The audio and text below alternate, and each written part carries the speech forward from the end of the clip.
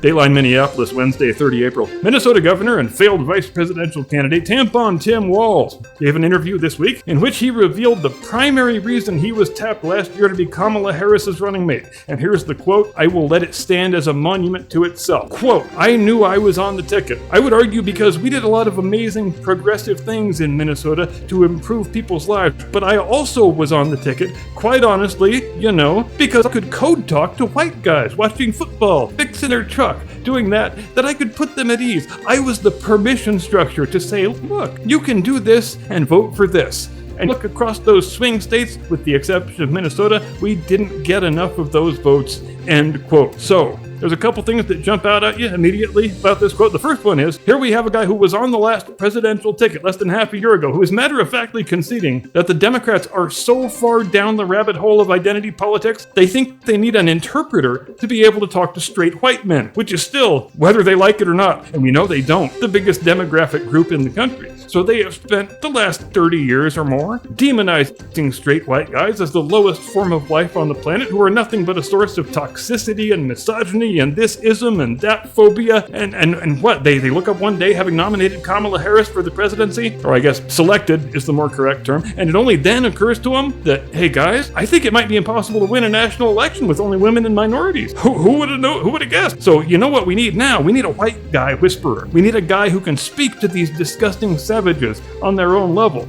And then they looked around and said, shit, we don't have many straight white guys to choose from, do we? It's kind of like when Joe Biden promised to choose a black woman running mate, and then they handed him a list of the prospective candidates, and he said, there's only 3, and 2 of them are Susan Rice and Barbara Lee. Jesus Christ, what have I got myself into here? And so, that's how we wound up with the gift of Vice President Kamala Harris. And she, in turn, because there's nothing new under the sun, because everything is a feedback loop of awfulness, she was handed a starkly similar conundrum where she needed a straight white guy on the ticket, and they gave her no better option than this ridiculous bumbling doofus whose main claim to fame as a governor was having led the fight to put feminine hygiene products in the boys' bathroom in Minnesota public schools. And he changed the Minnesota flag into a Somalia flag. That's just a fun bonus. It's the civil rights struggle of our time, And he enjoys taking groups of young boys into the woods to talk about their sexuality, which I'm sure there is a perfectly innocent explanation for. And the other thing that jumps out at you about this quote, it's the fact that he seems to be trying to imagine what it is that straight white guys spend their time doing. And he reduces it to watching football, fixing their truck. And he gives the whole game away right there, doesn't he? He gives away the fact that he is just cosplaying here, trying to play a role. You know why? Because no man in the real world actually uses terms like fixing my truck.